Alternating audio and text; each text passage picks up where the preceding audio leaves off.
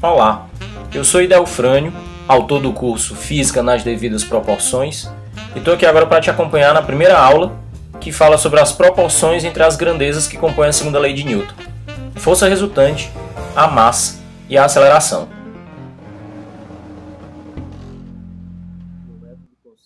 Nosso método de análise, primeiro, verifica as variações das grandezas num determinado intervalo de tempo. A ideia é imaginar sempre uma das grandezas como sendo constante e verificar a relação de proporcionalidade entre as outras duas grandezas que sobram. Lembrando que nesse volume 1 do curso, nós estamos analisando apenas fórmulas da física que apresentem três grandezas.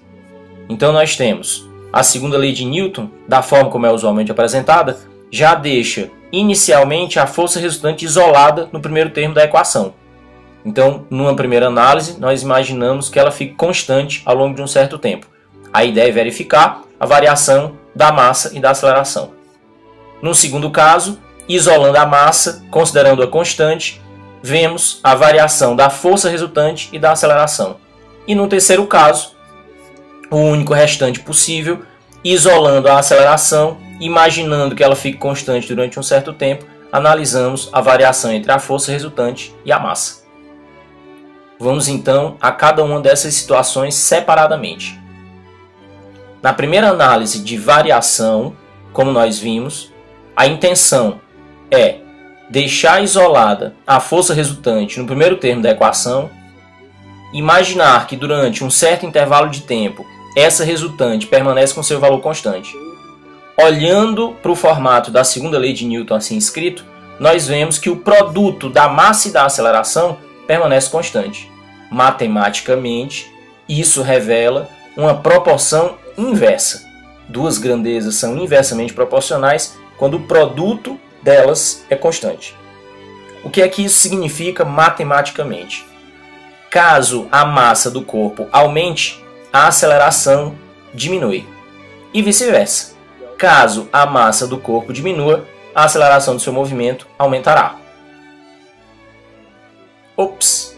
Mas aqui tem uma observação importante.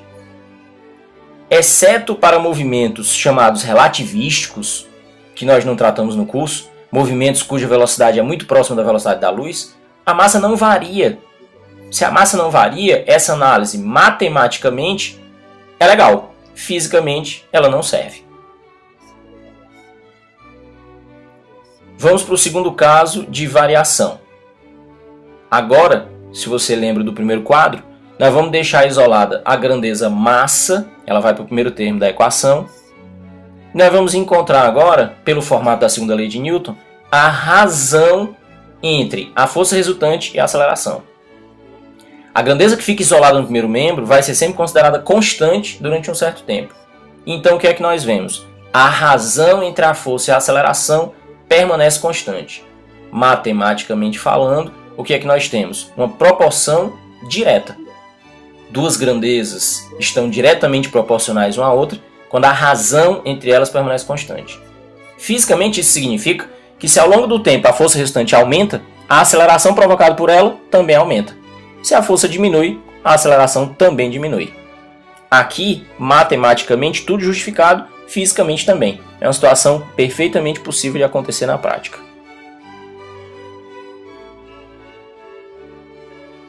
Nossa terceira análise para as variações das grandezas ao longo do tempo. O que falta agora é isolar a grandeza aceleração no primeiro termo da equação.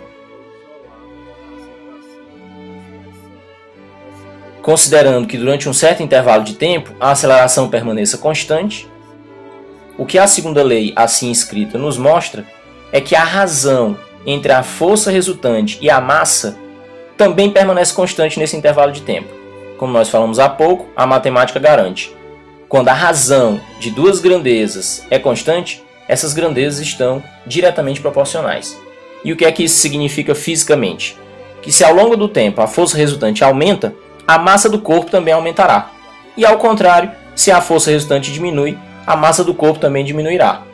Entretanto, lembra do primeiro quadro?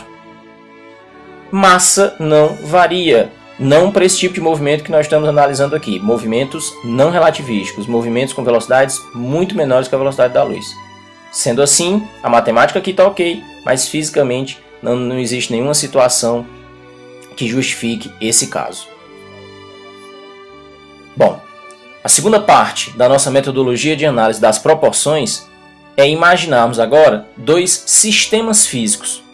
Se antes nós imaginamos uma única massa sofrendo a ação de uma resultante e por conta disso tendo uma aceleração, grandezas que poderiam variar ou permanecer constantes durante um certo intervalo de tempo, agora nós vamos fazer diferente. Nós vamos imaginar duas massas, cada uma com sua própria resultante, cada uma com o seu movimento acelerado. A intenção agora é comparar as grandezas dos dois sistemas. E mais uma vez, nós vamos ter três situações. Primeiro, nós vamos fazer uma comparação em que os dois sistemas estão sob a ação de resultantes de valores iguais. Depois a gente imagina duas massas iguais. E depois pensamos duas massas com acelerações iguais. Vamos ver cada um caso separadamente.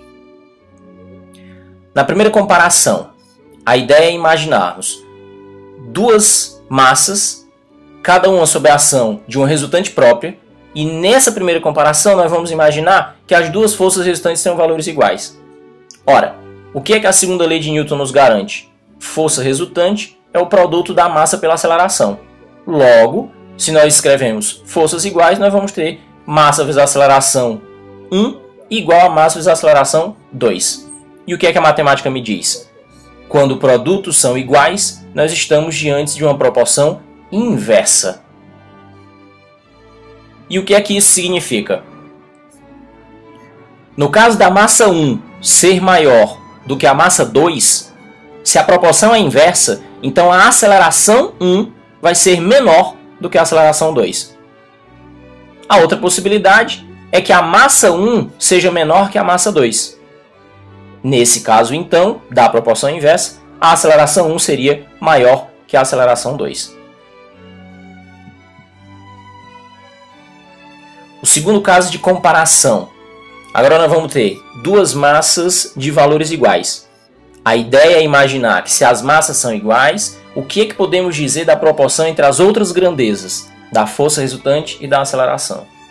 A segunda lei de Newton me garante que massa é a razão entre a resultante e a aceleração. Logo, nessa igualdade, nós vamos ter fração de um lado, fração do outro. Duas razões iguais. Quando nós temos razão constante, o que é que a matemática me garante? Nós estamos diante de uma proporção direta entre as grandezas força resultante e aceleração. O que é que isso significa então? Se a força aplicada à massa 1 for maior do que a força aplicada à massa 2, é certo dizer, diante da proporção direta, que a aceleração 1 provocada pela força 1 vai ser maior do que a aceleração 2 provocada pela força 2. E o contrário também é verdade. Se a força 1 é menor que a força 2, então a aceleração 1 é menor que a aceleração 2. O último caso a ser analisado, a última comparação a ser feita, é quando nós temos duas acelerações de valores iguais. E se as acelerações são iguais, a pergunta é: o que podemos dizer? Qual é a proporção que existe entre a força resultante e a massa? A segunda lei me permite escrever que a aceleração é a razão entre a força resultante e a massa.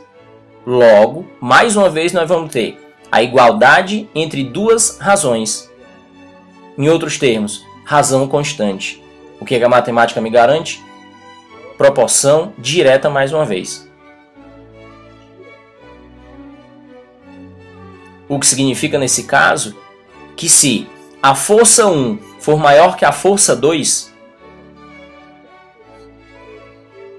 para que as acelerações sejam iguais, é certo que a massa 1 é maior que a massa 2.